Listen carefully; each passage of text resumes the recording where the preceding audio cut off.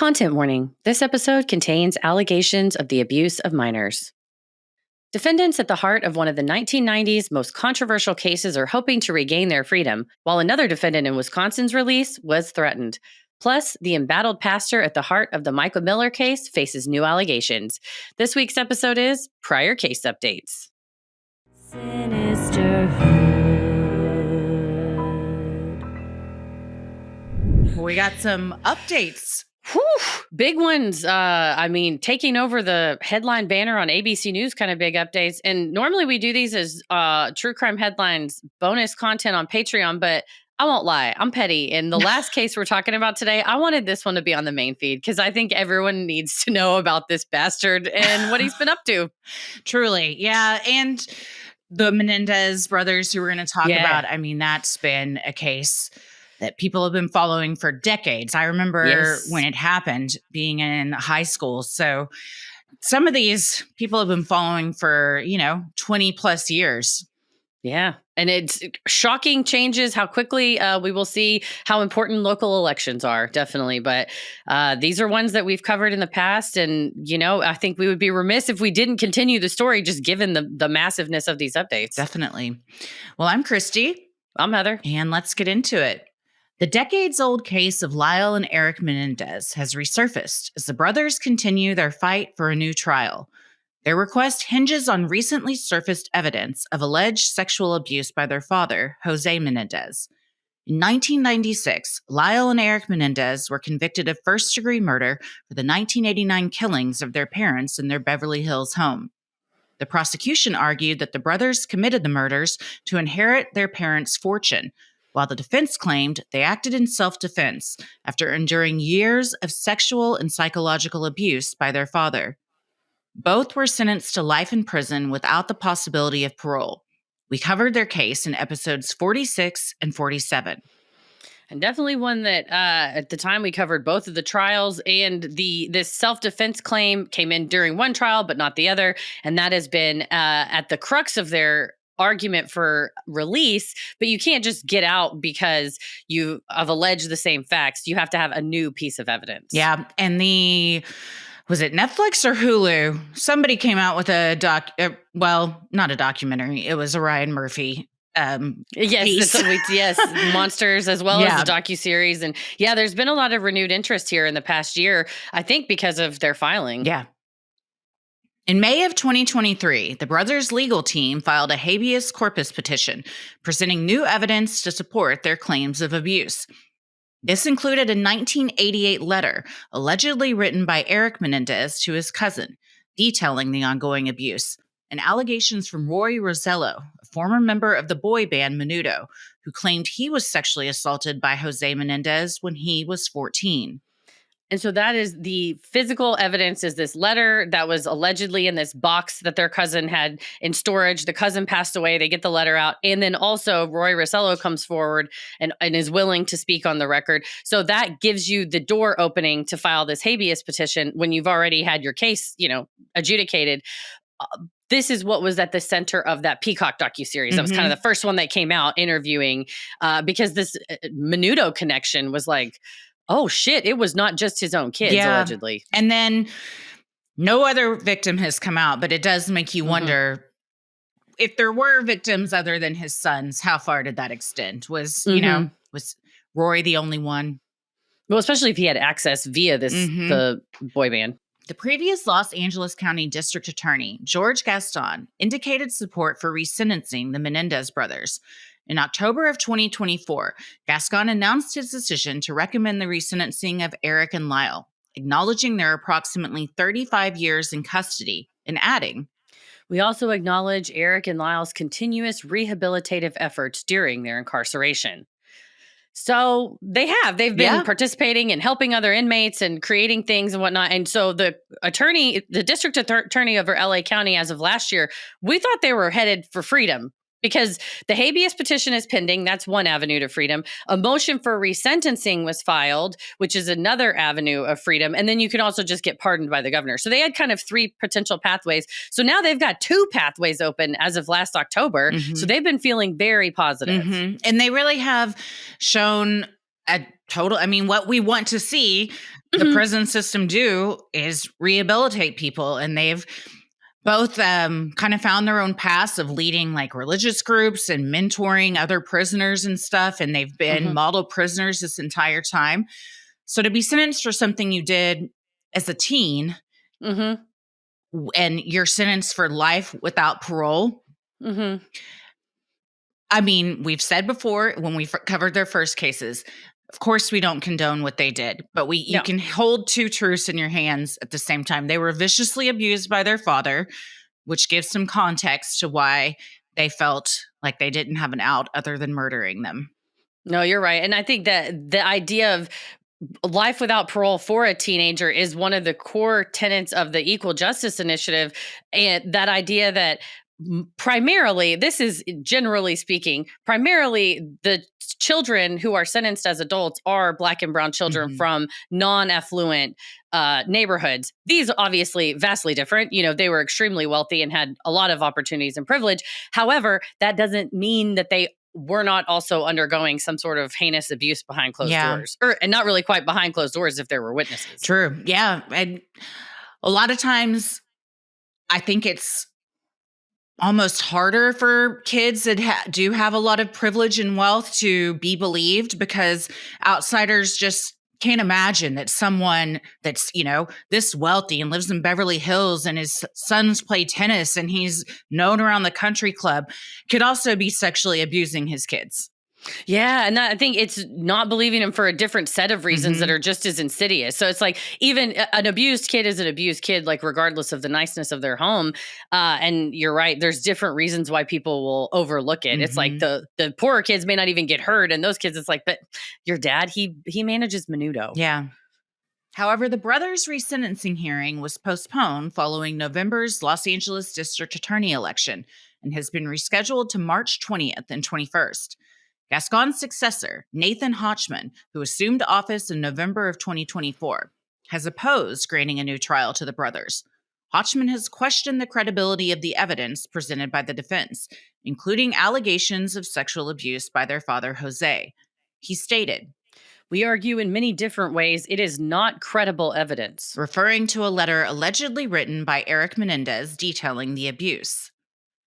Hochman has questioned the authenticity of the 1988 letter, noting the difficulty in verifying its origin due to the cousin's passing in 2003. Hochman also stated the Rosello's allegations, while serious, were not known to the brothers at the time of the murders, and therefore do not directly pertain to their state of mind during the crime. So one election of a local official has now potentially shut the door on freedom for these guys. And you have to ask, I mean, he gives his reasons, but like, why is this your hill to die on? You know what I mean? Like this case, they've been in prison for 30 some odd years. Like, are there not more pressing matters at hand?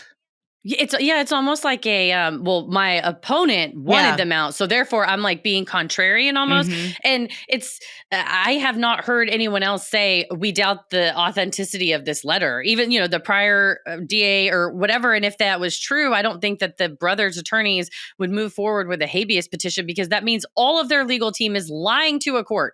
Yeah. Like, it's like, what is that? What is more likely? A single DA has a little bit of a chip on his shoulder and wants to be a talking head on Fox News, which he already has been with this, or the whole entire Menendez legal team is full of shit and Yeah. making stuff up. Yeah. That's what I was going to say. It's a feather in his cap to, not allow them to get out, but also he's going to get a lot of airtime because he's stirring the pot instead of just going along with it. And it does seem rather contrarian. And I think you got to separate that from the facts and what's right when you're a DA. For sure. It's like you need to focus. The DA needs to just focus on the truth and not, this will be politically helpful for me. Right. Yeah. If I'm not mistaken, didn't the subject of the letter come up in one of the trials? They didn't have it, but one of the brothers said that he had written to his cousin. I feel like he forgot that he wrote it, but he said he had told his cousin. Okay, that's He's what like, it was. he knew told his about it. cousin. I told family members about it, but they did not have this evidence until the cousin passed away. Okay. Lyle Menendez responded to Hochman's stance, expressing profound disappointment. In a statement, he said, He opened the wounds we have spent decades trying to heal. He didn't listen to us. Roy Rosello, supporting the brothers' claim, stated, I went through similar abuse with Jose Menendez and Eduardo Diaz, the Menudo creator, which is my fight now to put this pedophile in jail. So it's like this guy's coming out of the woodwork, not because it's gonna like do good for him. It's now you could potentially get sued for defamation by this guy that's still alive. Like coming out with your story of childhood sexual abuse publicly in one of the most contentious trials of the past 30 years, like that is not something you do lightly, in my opinion. And people that say they do this because they want media attention or whatever. Like you just said, do you think anybody wants to blow up their whole life in their adult to be like relive all of this traumatic abuse they suffered at the hands of two adults that they trusted in their formative years? So it's not just Jose that Roy was abused by, but he alleges that the creator of Menudo was also sexually abusing him. And what were there 5 boys in Menudo, I believe? I think 5 or 6, at different times. Was it just Roy? Yeah. Was it just Menudo? Exactly. And I mean, we've never covered it, but I know Lou Pearlman, the NSYNC Backstreet Boys guy, allegations of like, hey, it's band. We're getting together to do like band team building. Now we're all going to go swimming in my pool together and we're all going to drink wine, even though you're all 15. Like shit like that goes on. Like you said, nobody wants to come forward absent you want to tell your truth to get this person A, off the streets, and B, apparently it will help these people who were your fellow victims. Yeah. I don't think he has any other reason to go to bat for the Menendez brothers. No, it doesn't make any sense. And what was the guy's name? The Nickelodeon piece of shit? Dan Schneider. Yeah, it's giving Dan Schneider a lot too. Same with Lou Pearlman of like, oh yeah, we're just all hanging out on set and we're just gonna drink and you're 14, but whatever, it loosens you up a bit. It's Let me give you a foot rub at its finest. Sinisterhood will be right back.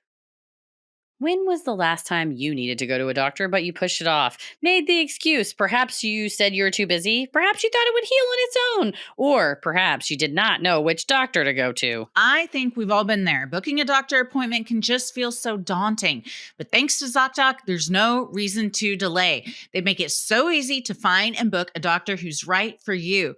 ZocDoc is a free app and website where you can search and compare high-quality in-network doctors and click to instantly book an appointment. I just used them. The other day. I love it. Anytime Paris has got an ailment, I got an ailment, whatever, we're like, for 2 seconds, your brain kind of goes, God dang it. And then you go, oh, ZocDoc. I'll just get on ZocDoc. Also, my insurance recently changed and it was so easy to just update everything there. And I love that it keeps it all there because without fail, I never have the card with me. So at the doctor's office, I'm like, just show them my phone. Here we go. Yep. See, it's all right here.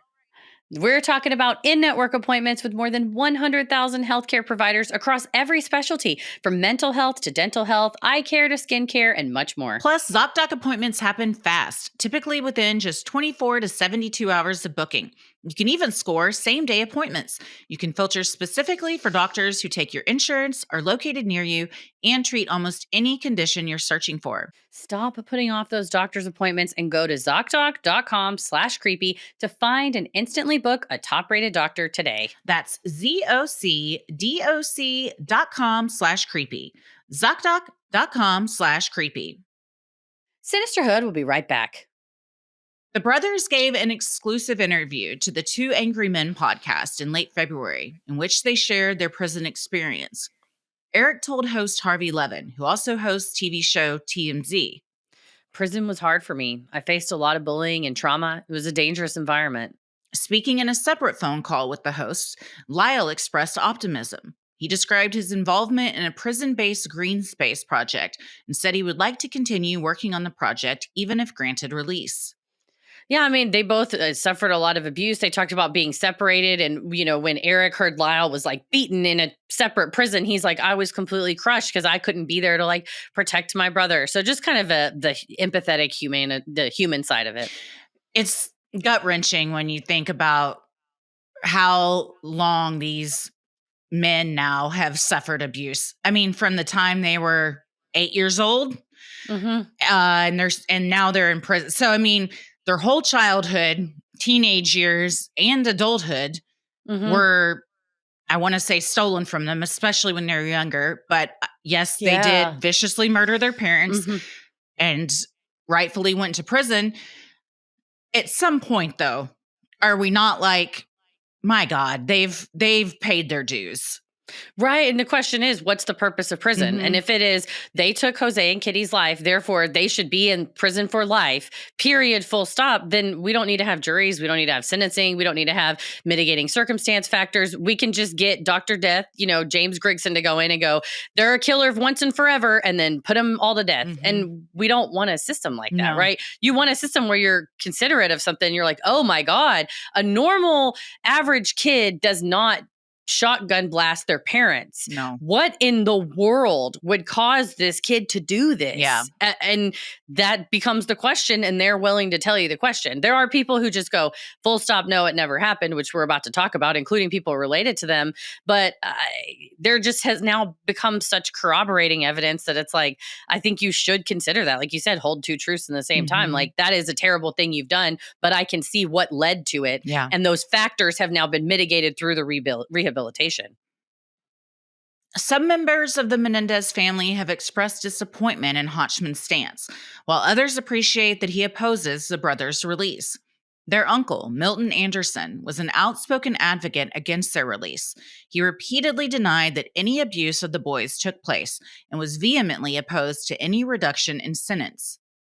Well, how would he really know one way or the other? You know what I mean? Like, just because you come out and say, 100% it didn't happen. Who are we going to believe? The uncle or the victims?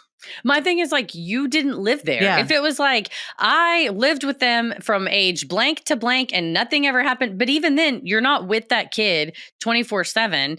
And also, no offense, I don't know that definitionally what happened. Sometimes an older person would construe that as abuse. And by that, I mean, Jose, in addition to the allegations of the severe sexual abuse, he openly in front of the brothers' friends that everybody saw. So to me, Anderson's position is quite weakened, given that we heard from friends be like, no, Jose would like smash a tennis racket over Eric's head or scream at his face or call him these swear words or tell him. It made me think of how like Aaron Hernandez's dad would treat him, like the screaming, the pressure, the sports pressure.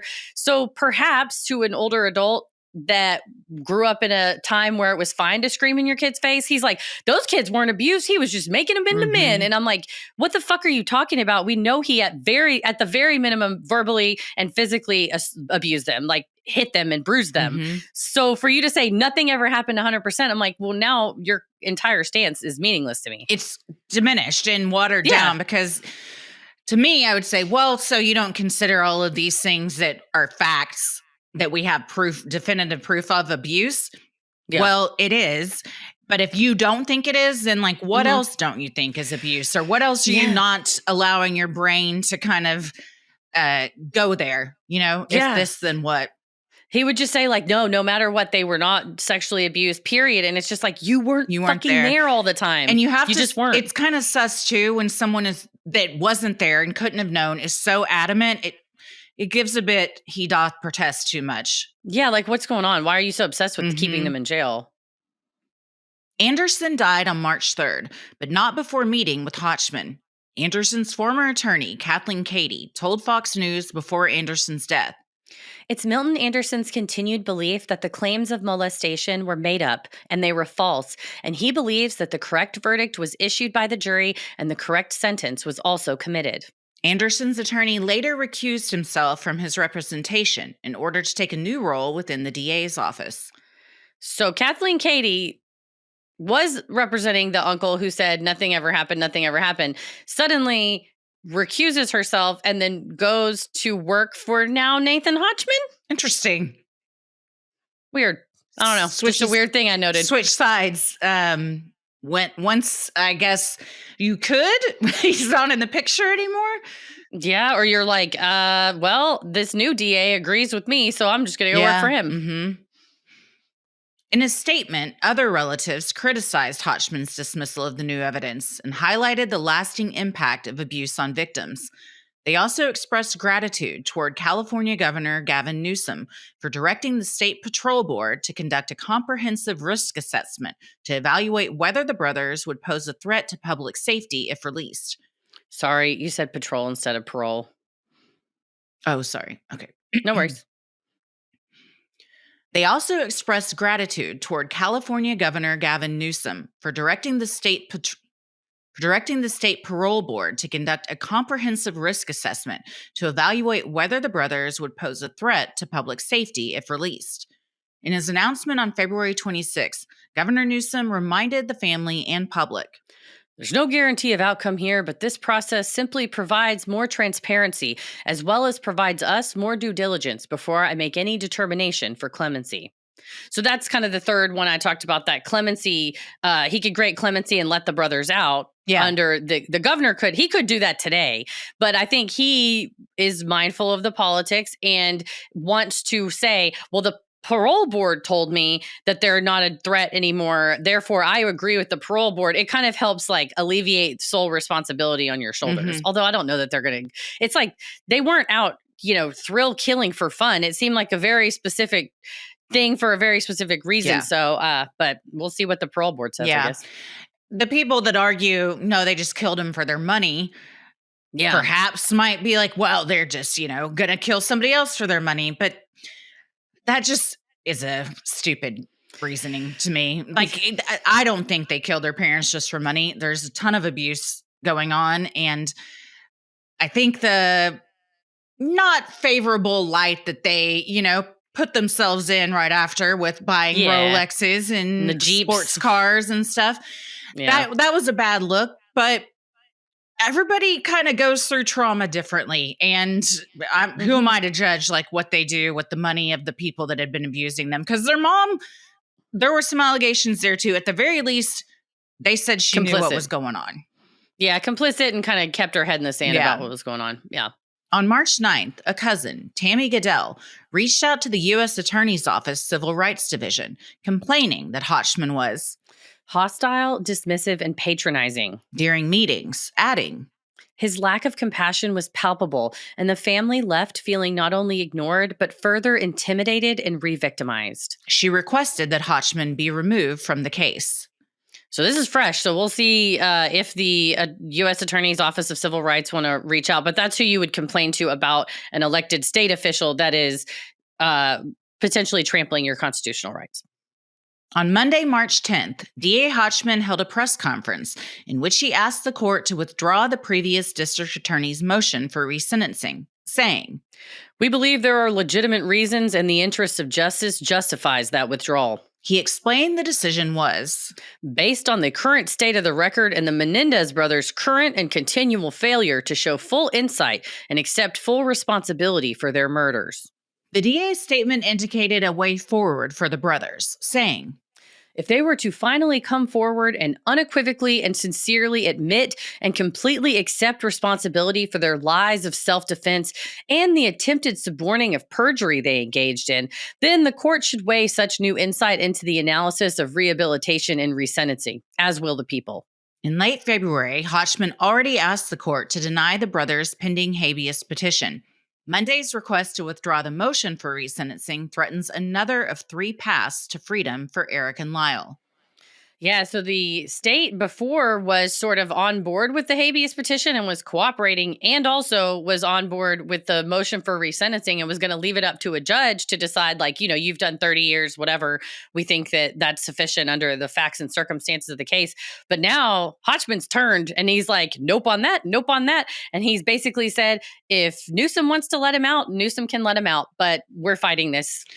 Yeah, it all seems political and for his own personal gain. And it's also giving, have you even said thank you once during this meeting? Like, what do you mean they're not boys anymore. They got to come out and be like, I'm sorry, everybody. I did. Like, a jury already found them guilty. They've done their time. And now all you're saying it would take is for them to be vocal about their regret. Perhaps they don't regret it. I was going to say, and it sounds like he's like, I want you to come forward and say that you were never abused. Yeah. And it's like, well, now you've been, as a prisoner, you've been locked up and you want to tell your truth. You thought you had an opportunity to tell your truth. And now, because by virtue of an election, which again, I will reiterate, local elections are important for reasons such as this. It's like, now we have the Los Angeles County wasting, in my opinion, resources fighting this. Yeah. So now he's throwing a fucking press conference. Again, why, if it were something that was mechanical, procedural, whatever. No. Mr. Hotchman wants to be behind the podium because he's in charge. He's a big man in charge. And I feel like the work had already been done by the previous DA, and he's just coming in and just to be the opposite is taking a defiant stance about it all. Like you said, it's because he wants to be a talking head and it's political. You can agree with people. It's okay to agree with people, even if maybe they're your opponent or you replace them. I think that there's a lot of credibility and class when people do that. I think more of someone if they're able to see like beyond their own selfishness to agree with someone that might not be in their camp. No, I agree. And I think I would have way more respect for him if he came in and said, granted, like saying, I am new to this, so I can't proceed as suredly as my predecessor could, like, because they did more work than me. Although not everybody from the whole office is like fired and gone. Like, you're just their new boss. Ask your employees. But instead, and saying, I'm going to now do a more thorough review for myself so that but instead it's like, I don't think those letters are right. Like, okay, then come forward and say, for the following reasons, we analyzed the paper actually was manufactured in 2015. So we know that this is fake, that this was not written back in the day, that it was, then that's fine. The handwriting doesn't match. We found a handwriting sample from the cousin in the past. Or the stuff that it was in the box was very clearly new stuff. But no, it was just like, it feels sus. Like, what? Yeah, you got to come with receipts. You're not the fact finder. Yeah, you can't just say that. You got to back it up with something. A resentencing hearing is still scheduled for March 20th or 21st of 2025, though the outcome seems less clear than under the prior DA. Even so, Lyle said in their recent podcast interview, my brother and I are cautiously hopeful. We're in prayer with our family and we're hopeful and we're just trying not to go a little crazy in the interim. The case has regained public attention in the past year, partly due to the Netflix series Monsters, which dramatized the brothers' story, and a subsequent documentary. Initially critical of the series, the brothers have since acknowledged that it has raised awareness about the abuse they allegedly suffered. Lyle Menendez noted that the show educated viewers about the potential horrors occurring behind closed doors, even in affluent households. And I think that's one thing to say about it is sometimes a dramatization will draw people in and have them watch in a way that not everybody's going to watch a docuseries, perhaps. That is true. So it does help. I haven't watched it. I heard that it was very dramatized. I'm also not a big Ryan Murphy fan. I heard they put a weird spin on it as if the brothers had some kind of relationship with each other, which has never come out in any evidence or anything I've researched. No, they've always been like close brothers, but I never, until the Ryan Murphy adaptation, I never had any inkling that they had any sort of incestual thing going on between them. But that was an odd artistic choice by Ryan Murphy. But sadly, this week as well, as this was all getting announced, a young man in Wisconsin actually killed his mother and specifically cited the Menendez documentary on Netflix as inspiration for the act. He said that particularly the scene depicting the killing of Jose and Kitty, like gave him, it said the idea, quote, came to him and he killed his mother and then was going to kill his father, but in fact did not obtain a weapon that he found sufficient. He Snapchatted a picture to a friend and then the friend called 911 and police came and arrested him. He was just 15. Did he allege that he was being abused by his parents? He has not said that. It just said that he told investigators that the idea to kill his parents came to him while he was watching the series. But yeah, well, that's...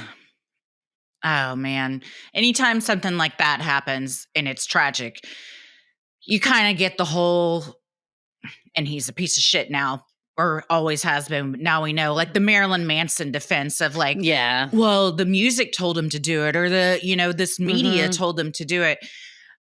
Maybe it did give somebody an idea, but that doesn't makes someone a murderer. All of that is there long before. You don't watch a TV show and see something and just, as a stable person, mentally go, yeah, that seems like a cool idea. I'm going to try that.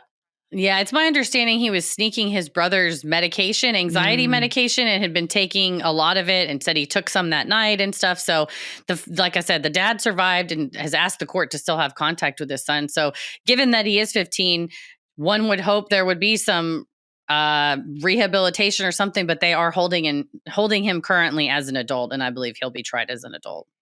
Well, we'll keep you updated on that one as well. Mm-hmm. Sinisterhood will be right back. As the seasons change, so do your skin's needs. Shift in the weather can leave your skin feeling irritated, tight, dry, especially if you have sensitive skin or conditions like eczema. But that's where OneSkin comes in. Oh, yes. Their products are powered by OS01, a proprietary peptide the 4 founders, who are all skin longevity scientists, developed after testing 900 other peptides. And it's scientifically proven to switch off the aging, dysfunctional cells that cause lines, wrinkles, and thinning skin. Not only that, OneSkin's products are packed with nourishing ingredients like Andy Rubba oil, Brew Bronco, and moringa seed extract to naturally boost collagen, reduce inflammation, and protect skin from environmental stressors while being free of unnecessary irritants like sulfates and fragrance. I love this stuff. Yeah. I put it on every morning, every night. I love the eye supplement as well as the face supplement. It goes on, it feels good. So good. I feel like my skin's softer. It makes me feel very hydrated, especially because my skin has been very dry lately with all the weather changing, and OneSkin is coming to the rescue. Sometimes it feels like stuff just sits on your skin. I feel like it sucks in. No, yeah. Like and it's like not too thick. It's not greasy. It's a very good texture. It goes on perfect. nice. It has a pleasant fragrance. I can't say anything bad about it. OneSkin was founded in 2016 by an all-woman team of scientists with PhDs in skin regeneration, stem cell biology, immunology, and bioinformatics, who believe the purpose of skincare is not just to improve how you look, but to optimize your skin's biology at the cellular level so it's more resilient to the aging process. Founded and led by an all-woman team of skin longevity scientists, OneSkin is redefining the aging process with their proprietary OS01 peptide, the first ingredient proven to help skin look, feel, and behave like its younger self. Get 15% off with code CREEPY at oneskin.co. That's 15% off oneskin.co with code CREEPY. After you purchase, they'll ask where you heard about them. Please support our show and tell them we sent you. Invest in the health and longevity of your skin with OneSkin. Your future self will thank you. Sinisterhood will be right back. Well, now we're going to talk about another case that had a docuseries about it and has been going on for a decade now, I guess. One of our very earliest episodes. Yeah, it was. In Wisconsin, a judge has upheld the release of Morgan Geyser, one of the 2 women convicted in the 2014 Slender Man stabbing case. In May of 2014, 12-year-olds Morgan Geyser and Anissa Wire lured their classmate, Peyton Leutner, to a park in Waukesha, Wisconsin after a sleepover. There, Geyser stabbed Leutner 19 times, while Wire encouraged her. Leutner survived the attack by crawling out of the woods and finding help from a passing bicyclist. The assailants later told investigators that they committed the act to become servants of the fictional character Slender Man and to protect their families from him. We covered this case in episode 15. In 2017, Geyser pleaded guilty to attempted first-degree intentional homicide, but was found not criminally responsible due to mental illness. Consequently, in 2018, she was committed to the Winnebago Mental Health Institute for 40 years, with the ability to petition for release every 6 months. Wire, who pleaded guilty to attempted second-degree intentional homicide, was committed to a psychiatric hospital for 25 years, but was granted conditional release in 2021 under supervision, including living with her father and wearing a GPS monitor. And the details of this, which we talk about in our episode, are very tragic. Just having a sleepover with the victim and making her feel like she was part of it. They were going to have donuts or pancakes or whatever in the morning. And then to lure her to a place and very savagely attack her. Anytime you hear kids doing something like this at this age to another kid that's their age, It's a whole different ball of wax, I think. Especially, they had been planning it for months. Months. And because of this fixation on Slender Man. And this girl had no creepypasta. idea that these people that claimed to be her friends were really just kind of grooming her to trust them so they could lure her out to these woods. There is something insidious about that too, of like, even if for a day or two, but much longer than that, that someone knows that they're going to hurt you and harm you. Yeah. Since June of 2022, Geyser has petitioned for conditional release 4 times. She withdrew her first 2 petitions, and the third was denied in April of 2024, with the court citing ongoing public safety concerns. In October of 2024, Geyser filed her 4th petition for release. During a hearing in January of 2025, 3 psychologists testified to her significant progress in treatment, noting improved coping skills and emotional control. One expert warned that prolonged confinement could hinder her reintegration into society. Based on this testimony, Waukesha County Circuit Judge Michael Bowen ordered her conditional release, pending the development of a community supervision and housing plan by state and county health officials. And if you all have been following along on True Crime Headlines on Patreon, this is the last update we provided you, that she's been granted conditional release pending this plan that came out. And then another piece of news came out in the interim. As the 60-day deadline to present the release plan approached, state health officials raised concern about Geyser's behavior. The Wisconsin Department of Health Services filed a report which cited 2 reasons for wanting her conditional release to be revoked, focused on a book and contact with a man. They alleged that she had been reading a novel about murder and organ trafficking called Rent Boy and communicating with a man who collects murder memorabilia, sending him violent artwork.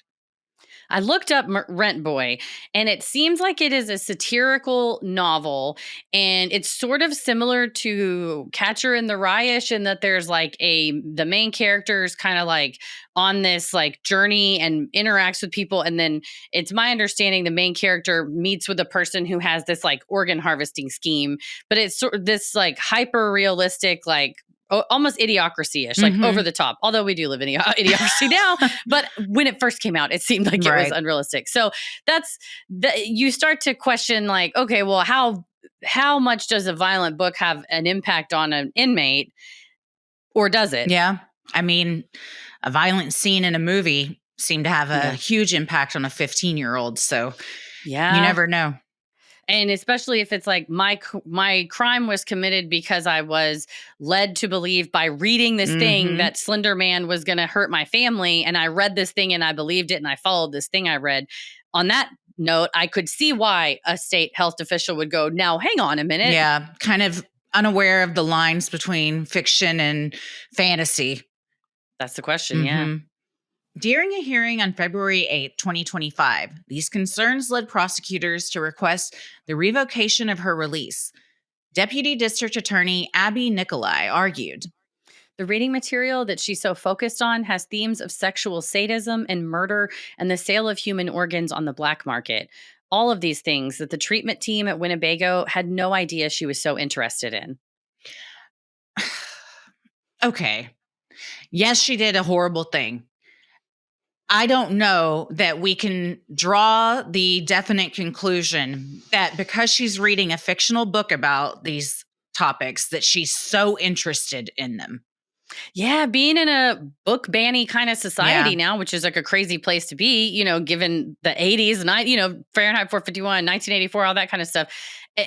On the one hand, you want to be, as a district attorney, you're like, I have to be concerned about public welfare. Yeah. But on the other hand, that's a great question of like, at what point can you, 3 different psychologists have all been like, she's fine. She has like emotional control.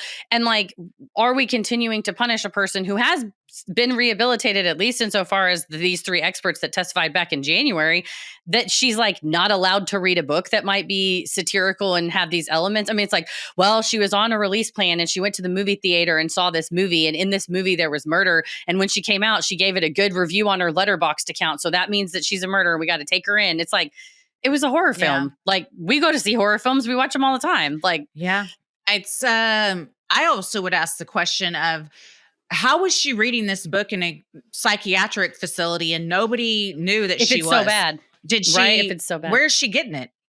From this facility, Yeah. was her Why do you attorney's have argument. it there then? If it's so Mhm. bad that you're like, nobody here should be reading this, then do your due diligence and monitor that before it gets on the shelves. Yeah, why did the facility approve this? Mhm. Certainly.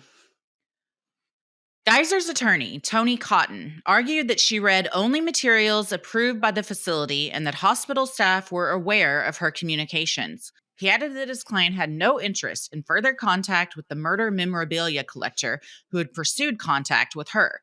Cotton told the court, We already crossed that bridge.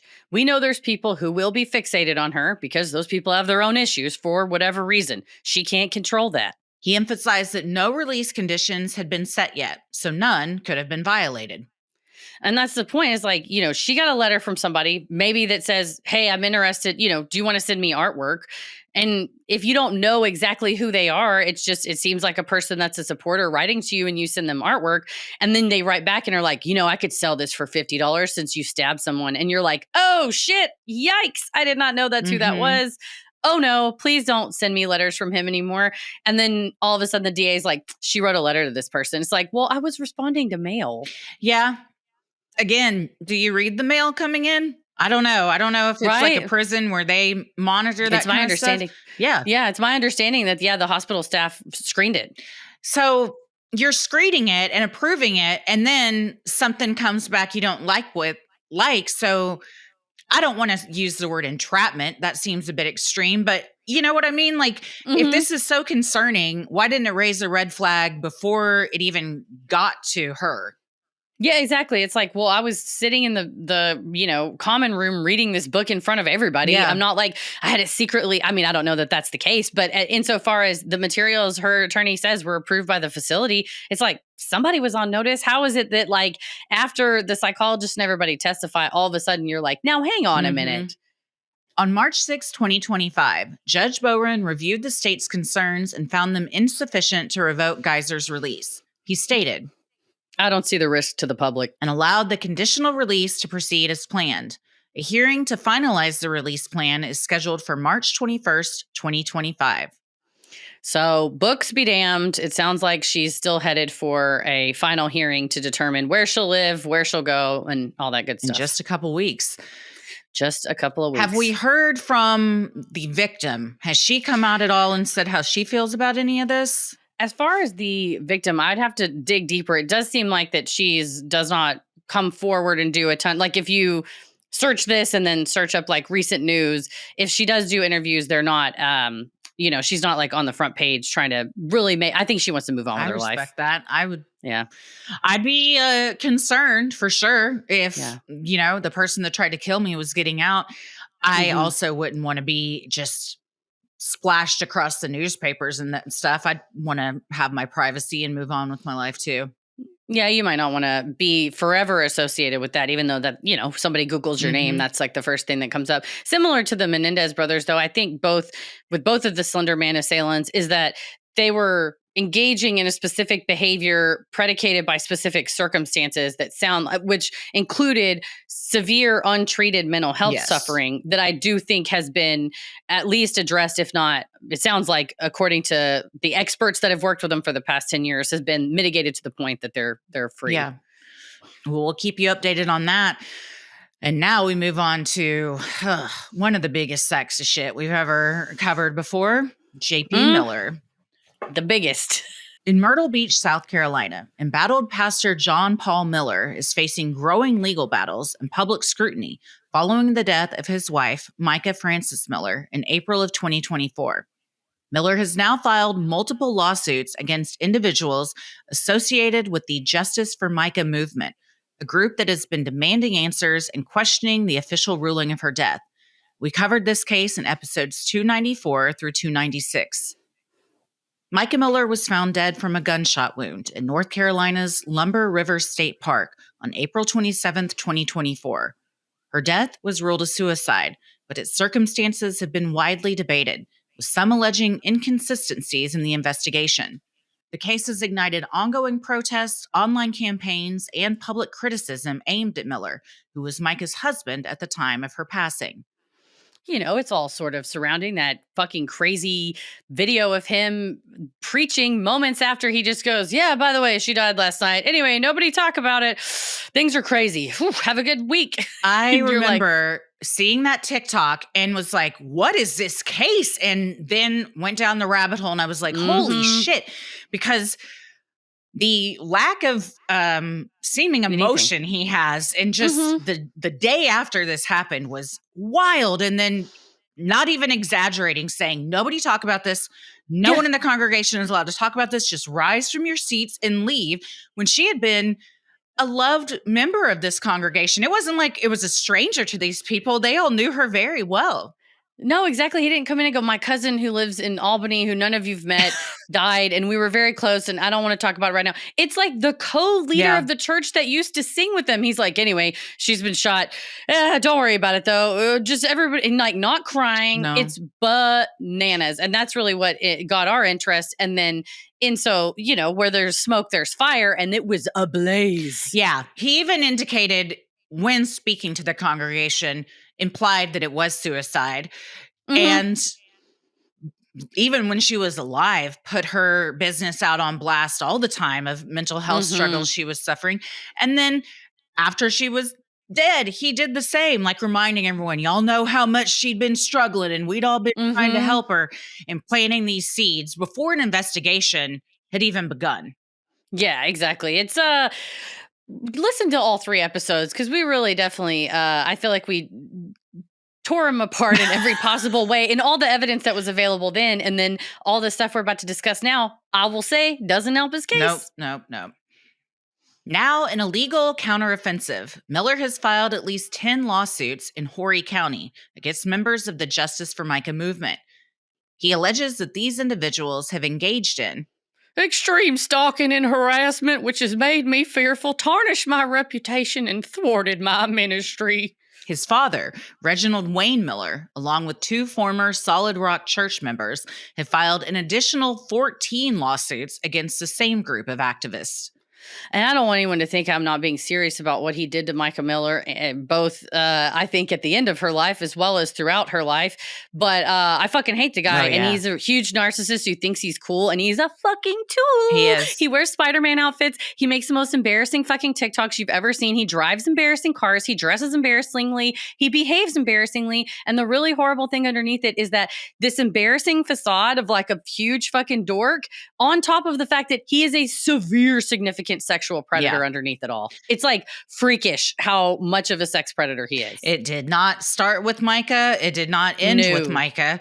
And his father was right there along with him. Perhaps that's where he learned it from. It is indeed. And we're getting to old Reginald here in a minute too. The lawsuits have triggered counterclaims, with one revealing that Miller preemptively ordered Mica's charity website, Dare to Care Missions, to be dedicated to Mica Miller just 3 days before her passing. This revelation has further fueled speculation about the timeline leading up to her death. The cases remain pending. Yeah, something like that. That seems like some shit he would do, in my opinion, that he would be like, well, I'll kill her and I'm going to have to do this part and I have to clean up this, because in addition to the sex predator, in addition to being very abusive and stalking his wife and being a horrible stalker, on top of all of that, and this is all stuff that if you go back to our episodes, we have like receipts for these things that happen. I'm speaking in a, based upon the evidence, my legal opinion is. And on top of all of that, you have these allegations of financial improprieties. And what I have seen in the evidence is that they have used these various church entities as their little piggy banks. And this mission that Mica had separately was supposed to be separate money for her to do some ministry in Africa. And this man wanted such dominion and control over her that he could not stand that she had a separate ministry, like mission that didn't have to do with him. No. And 3 days before you're going to have it dedicated. Yeah. In loving memory, bitch, I'm still here. Yeah. No, but that's indicative of kind of how he did everything. He was convinced he was the smartest person in every room and was untouchable. Like nobody was going to put 2 and 2 together to figure out what he'd done. Yeah, I mean, when you get away with shit for this long, you probably do think you're untouchable. True. Sinisterhood will be right back. Did you know that to me it seems like a large percentage. 1 in 3 women have a hormonal health condition, and that can mean anything from PCOS, it can mean endometriosis, hypothyroidism, it could even mean Hashimoto's. But so many of us struggle to feel heard, to feel like the person caring for us cares to give us treatment to manage something that needs treatment. Absolutely. Well, Alara is not one of those because they are on a mission to revolutionize women's healthcare. They provide expert, science-backed, and non-judgmental care, which is so important, that addresses the root cause of your symptoms so you can finally feel like you're supported and in control of your health. And part of that comes from having virtual, personalized, ongoing medical care. So you can do it in the privacy, the comfort of where you want to do it to address these hormonal conditions. They do all kinds of stuff to figure out what's going on: comprehensive hormonal testing, ongoing expert medical care, nutrition support, which is so key, as well as tailored treatment plans, including medications when needed. So that's the purpose of Alara, to help you feel your best and manage those symptoms and conditions so you feel like someone is hearing you. And it's trusted by over 15,000 women, which speaks volumes. And that's because Alara provides compassionate, effective care that you can count on, and it's all in one place. 9 in 10 patients rated their first visit 5 stars. They have transparent pricing and major insurance is accepted, so getting started is super simple. Take control of your hormonal health with Alara Health and get 25% off your first month of personalized expert care by visiting alarahealth.com/creepy today. Alara is redefining women's health with expert care for your unique journey. Get started with Alara Health's Compassion First expert care today with 25% off your first month when you go to alarahealth.com/creepy. That's alarahealth.com/creepy to enjoy 25% off your first month right now. Sinisterhood will be right back. As these legal battles unfold, Miller has also been linked to the establishment of new religious organizations following the closure of Solid Rock Church, where he previously served as a pastor. Yeah, you got to get that stank off you. You got to get a new name, rebrand. Yeah, Solid Rock Church is people were still going even after, but a lot of people were also protesting out front. So you got to shut it down at some point. It's disgusting that he was able to just set up shop somewhere else that quickly. Oh, yeah, that's what they've been doing this whole time. In October of 2024, J.P. Miller filed paperwork to establish Living Water Church at Market Common, listing his personal residence as the business address for the new ministry. Not long after, associates connected to him registered 2 additional ministries. Mercy Church Ministries was initially listed under an invalid address, but later updated to a mailbox rental service in Myrtle Beach. The registered agent is Miller's maternal grandmother, Molly Fleming. Another, called Forge Church, is registered with ties to Miller's inner circle, according to public records. And local South Carolina journalists do not have an easy job between JP Miller and Alec Murdaugh being around. And like Fitz News has been there, Post and Courier. Like the devil works hard, but JP Miller works harder. And it's like just to try to keep up with all the shit he's doing, they stay on it, which is good. You got to. Yeah, I hate that he has an inner circle that even still believes his bullshit to allow this stuff. His grandmother, who knows? Maybe she doesn't even know what she's signed up for. Yeah, it's just her name. Yeah. It's like people say, like, if you're sitting at a dinner party and one person's a Nazi, that's actually a dinner party full of Nazis. I'm like, if you have an inner circle and now his dad is also an adjudicated sex predator, I'm like, you now have 2 you're all sex predators then. Like, if you're just chilling with this dude. Oh, they were in his congregation. We talked about the episodes. They do. Yeah. Openly admitted, like, I thought, I would be cured of this if I came here. And it's like, or you'd find like-minded people. Yeah. And you'd have unfettered access, which is some of the allegations we're about to get into, to a lot of teens. The FBI searched Miller's residence back in October of 2024. The federal investigation into Miller has been the subject of speculation. Some believe it is tied to Mica Miller's death, while others believe it is linked to the purportedly shaded history of his church's finances and the religious empire of his father, Reginald Wayne Miller.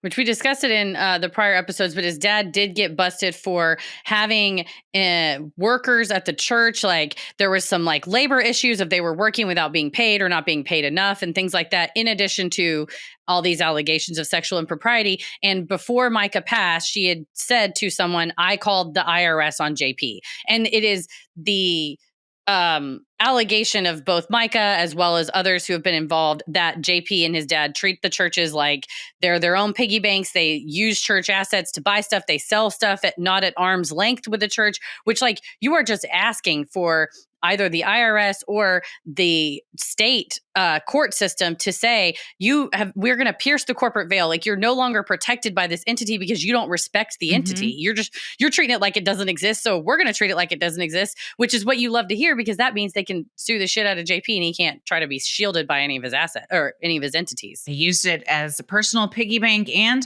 a personal playground for sexual deviancy. For sure.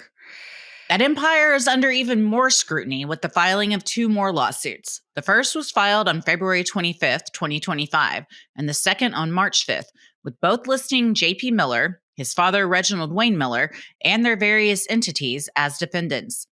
The lawsuits, filed separately by plaintiffs identified as Jane Doe 1 and Jane Doe 2, accused John Paul and his father of using their positions as pastors to groom, abuse, and silence victims while church leadership allegedly enabled and covered up their actions. The allegations span more than 40 years, painting a picture of a religious empire that, according to the lawsuits, was built not just to serve God, but to serve the Millers' predatory behavior. The lawsuits describe a disturbing cycle. Victims say they were manipulated and assaulted, while church leaders either ignored or actively suppressed allegations. Jane Doe 2 wrote in her lawsuit that she walked into a nightmare. Cathedral Hall Academy was not a school. It was a trap. Referring to the religious school run by the Millers, she added, what should have been a place of learning became a place of control, fear, and unchecked abuse. Yeah, it was like a fake school. Yeah. Like the teachers weren't real teachers. It was like in a bowling alley. It was like all just to say it was a school, but really it was just another way to get access to kids. 100%. Both plaintiffs describe eerily similar experiences. Both say they were around age 15 when they were targeted by John Paul Miller. Both allege that Miller leveraged his position as a youth leader and pastor to gain their trust before sexually assaulting them on multiple occasions. Both claim the church, under the control of the Millers, failed to implement even the most basic safeguards to protect minors. Both lawsuits point to the suspicious death of John Paul's ex-wife Mica as a triggering moment that brought repressed memories of abuse flooding back. Man, that is rough.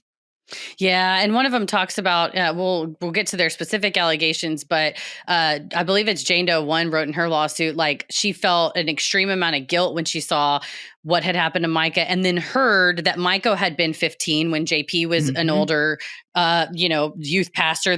And the allegations were when these women were, I say women, but when they were 14, 15 and this was happening to them, that JP was 19, 20, older than them. And he's texted there's text messages that the plaintiff's attorney has in which he admits that when he was 19, he quoted dated 15-year-olds, specifically 2 15-year-olds. I don't know if it's these two, which is the scary thing. Yeah. But yeah, she said when she saw what happened to Mica and heard that like she was groomed and that she knew that Jane Doe knew she had been targeted before Mica, she was like, oh my gosh, if I would have come forward, maybe I could have saved her. And it's like, girl, no, it did not have anything to do with you. A predator is a predator is a predator. Yeah. Jane Doe 1, whose lawsuit was filed first, says she was just 15 years old when Miller, then 19, forced her into his father's office where he groped her before dragging her outside and raping her in his truck.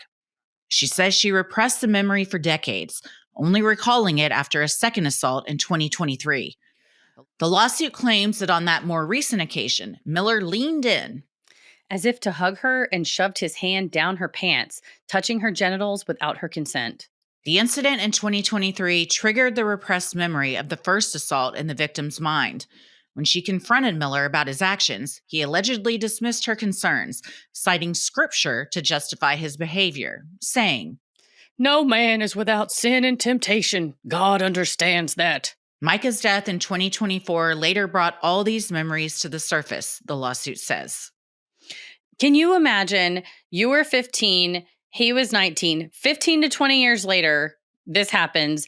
You see your abuser in public. You're frozen. She said she didn't know what to do when it happened because he leaned forward, grabbed her, and she said she didn't think her friend saw. And she said she completely froze and then worked up the nerve to go like, what the fuck is wrong with you? Like a half hour later, she's like, was stewing at this event with multiple people around. Because it's like, you just got groped in front of others.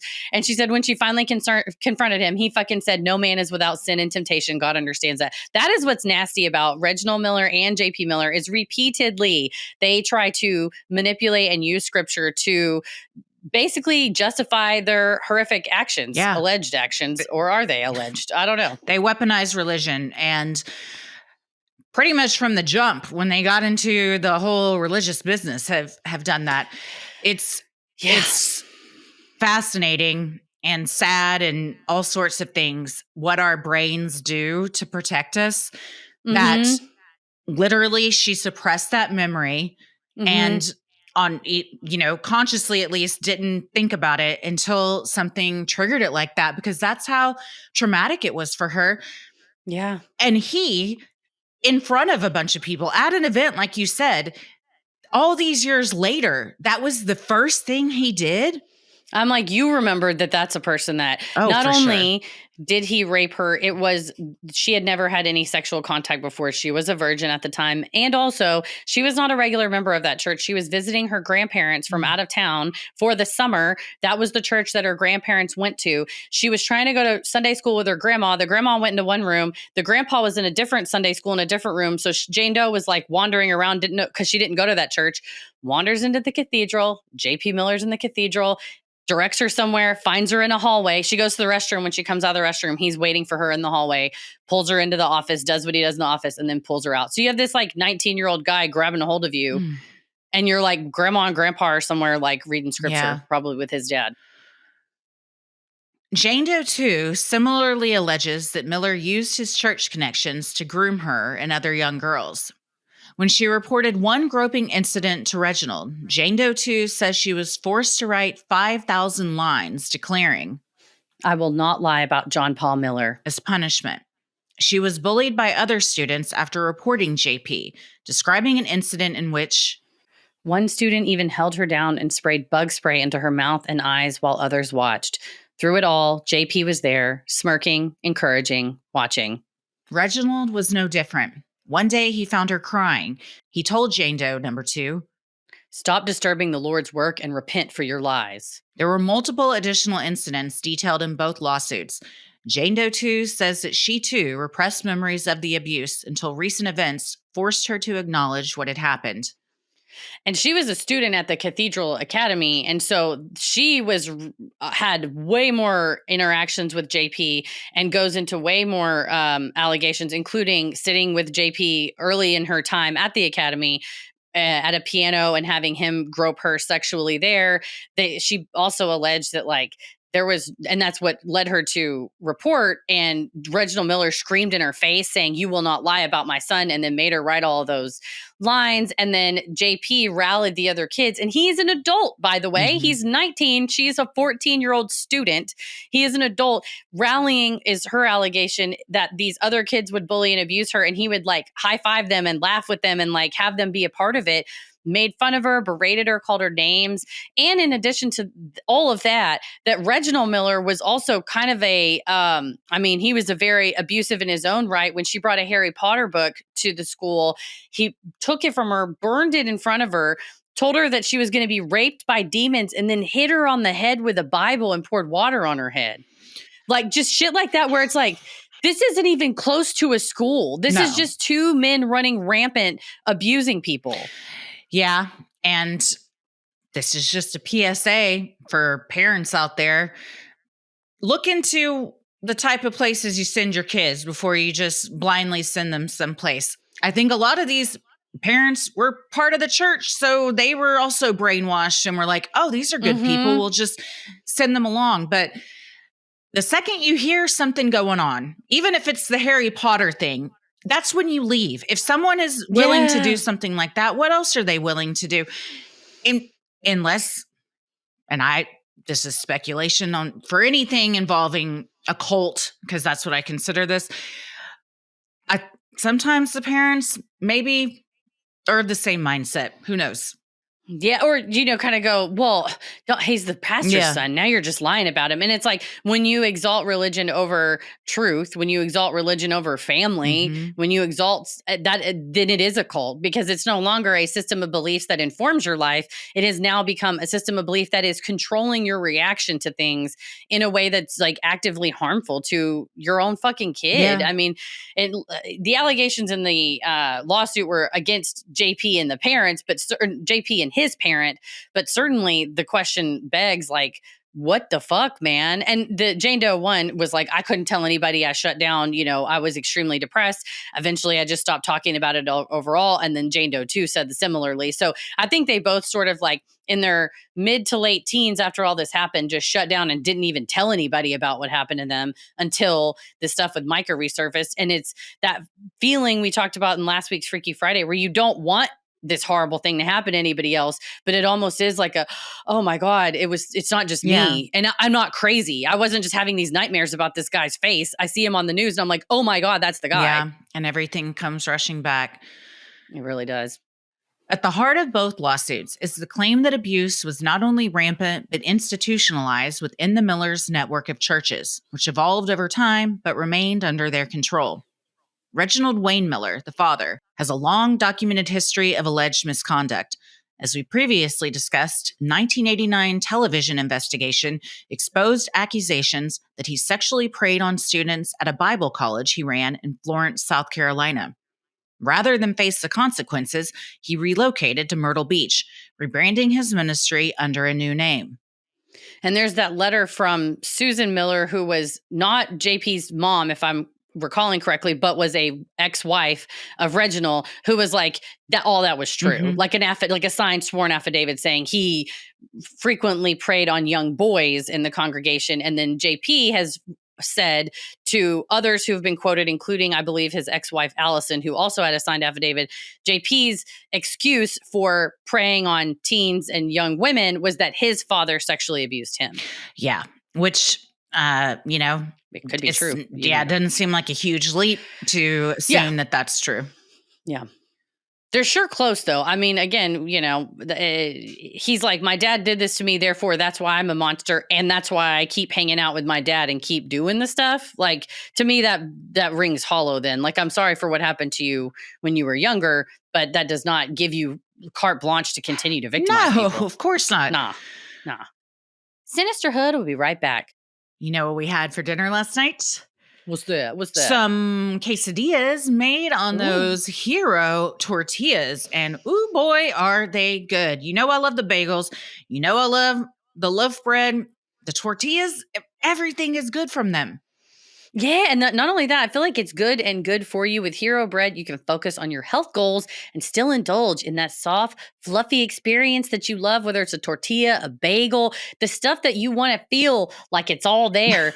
And you can, because you're enjoying a breakfast wrap, avocado toast, grilled cheese, a burger night. Doesn't matter. Their products are delicious and flavorful, but this is secret. They have ultra low net carbs, 0 grams of sugar, and are high in fiber. But you would really never know because they do not taste that way. The texture of them, Paris and I are obsessed with these bagels. They're like the perfect bagel. The sandwich bread is also just so soft and fluffy and chewy. It doesn't taste like other products I've had where things like that are cut, and you can definitely tell. You'd never know it's low net carb and high fiber bread from the texture. Like you said, Paris loves them too. I mean, he's a bagel snob and loves to go to the local bagel shop and get his cream cheese. And I'm like, now you don't have to get the bagels from there. You just get the really high quality cream cheese and put them on your Hero bagel. Yeah. Get monthly small batch drops of indulgent favorites like their 4-gram net carb bagel and new surprises coming this year. Woohoo! Hero Bread is offering 10% off your order. Go to hero.co and use code CREEPY at checkout. That's creepy at HERO.co. Sinisterhood will be right back. John Paul took over leadership in the years that followed, but plaintiffs say he followed directly in his father's footsteps, both in ministry and in predatory behavior.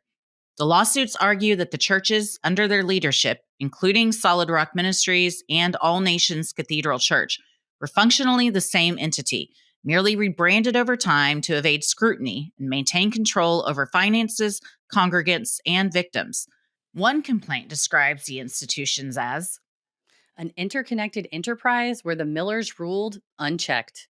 And that's what the lawsuit's legal basis is, that the any of the entities, by virtue of their bylaws being, and final decisions are Reginald Wayne and JP, no matter what, in perpetuity, it's no longer a legitimate organization under the business code of South Carolina, which says you have to have a bylaws and a director and blah, blah, blah. Their bylaws were just like whatever they want. And it's like, that doesn't count as an entity. And also, you knew that these allegations, like 1989, there's a fucking TV special that Reginald Wayne Miller is a sex predator. And then the entity has a separate responsibility outside of the controlling owners of the entity to put in some sort of policies that says, okay, that means no adult member of the staff should ever be alone with a minor child unless there's 2 other adult members, unless there's 5 other kids, unless there's some kind of policy. Mhm. No, they had no policies. Oh no, they didn't want is what the allegation policies. is. Yeah.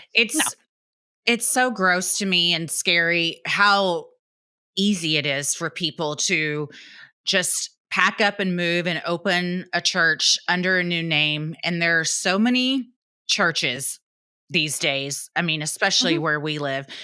And so many of them are just like Community Life Church. I mean, they're just like Could be anything. individual churches that somebody opened. There's one in South Lake that just recently the pastor was brought up on charges of sexual abuse of a minor and admitted to it. And now other people in the in that same church are being accused as well. But as a congregant, I don't know what you can do to kind of like fact check, or you know what I mean? Like if you Google their names, maybe something comes up, but in 1989, I don't know.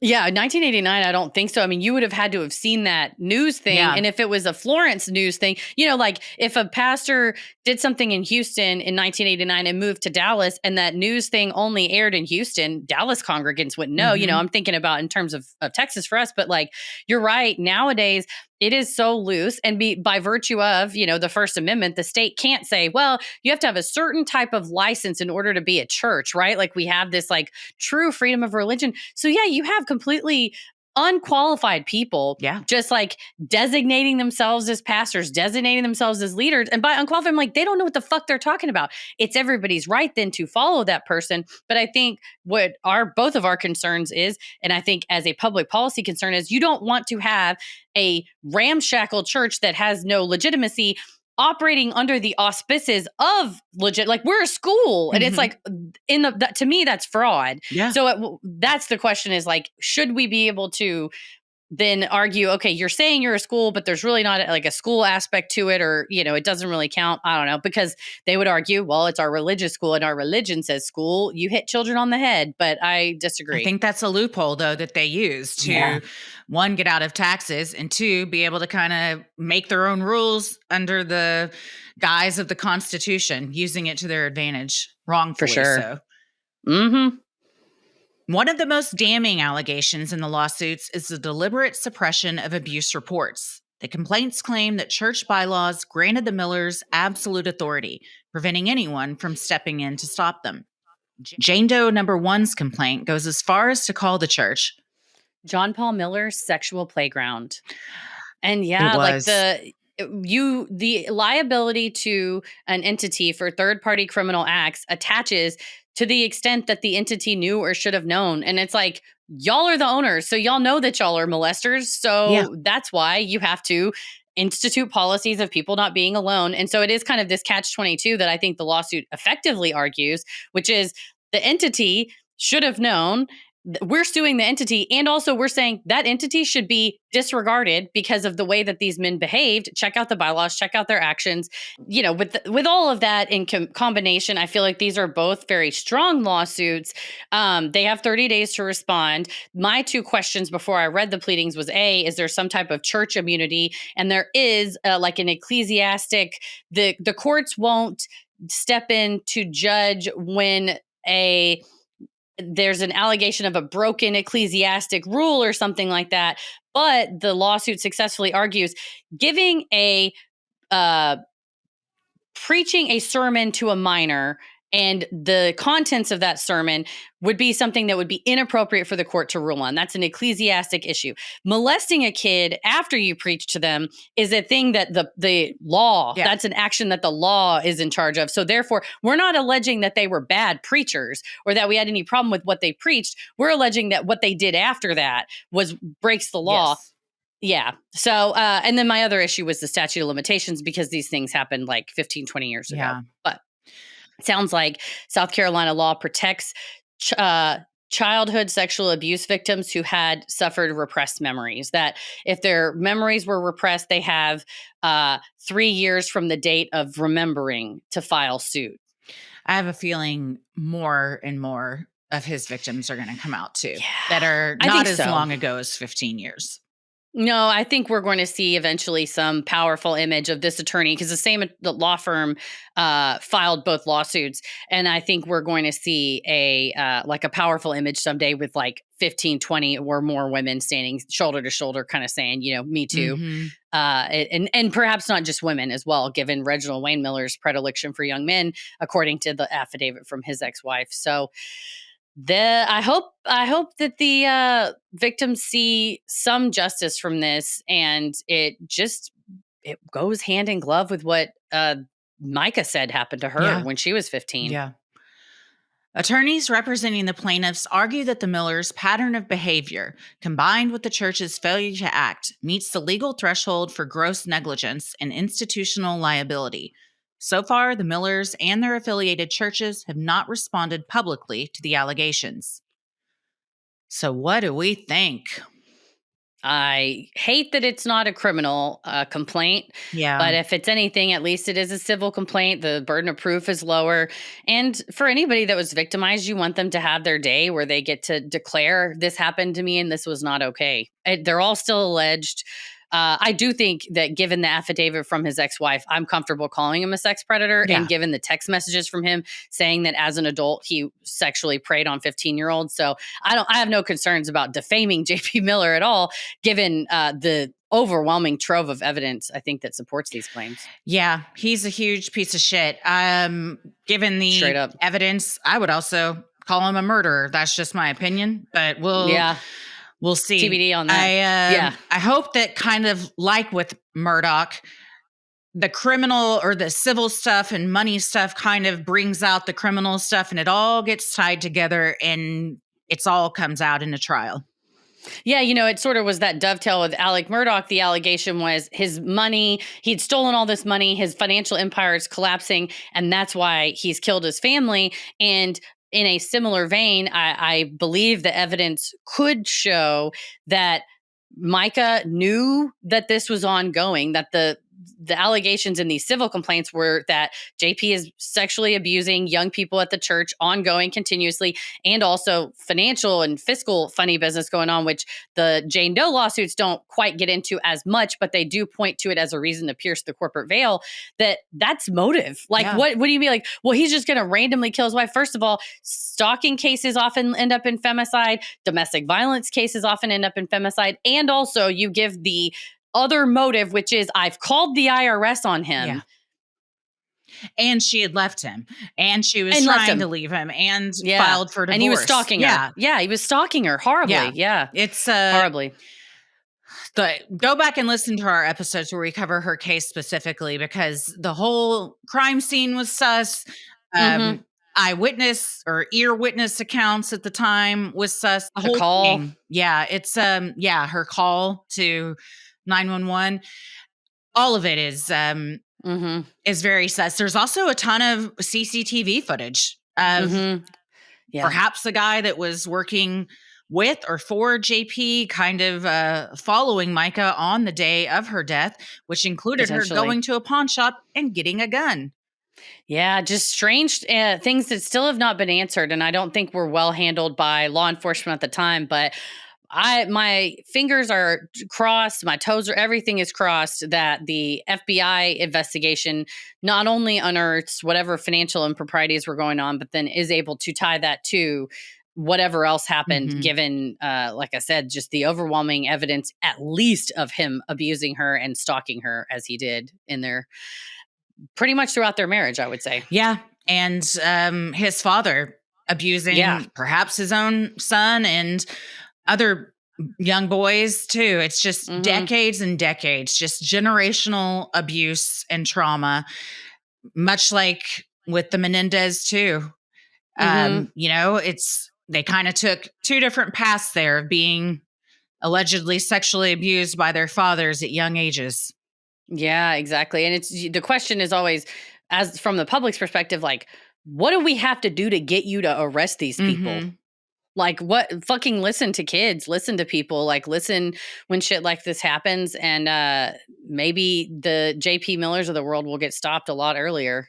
Well, let's hope. And we will keep everyone updated on all of these and any other cases that came up during this too. The 15-year-old boy, and man, there's just there's never any shortage of true crime or updates. There really is. No, there's not. I mean, it was whenever usually we do 3 updates on a true crime headlines. And I told you this is a whole episode because, our true crime headlines are usually like at half an hour, but this extensive, especially on the JP stuff. So we're happy to bring it to the main feed. Like I said, also selfishly, I want everybody to know about the JP lawsuit. Yes, absolutely. This episode of Sinisterhood is made possible with the help of our amazing patrons. If you're interested in supporting the show, consider joining our Patreon. You'll get access to ad-free regular episodes, weekly bonus content, you're able to vote on episode topics, join our monthly live streams, and more.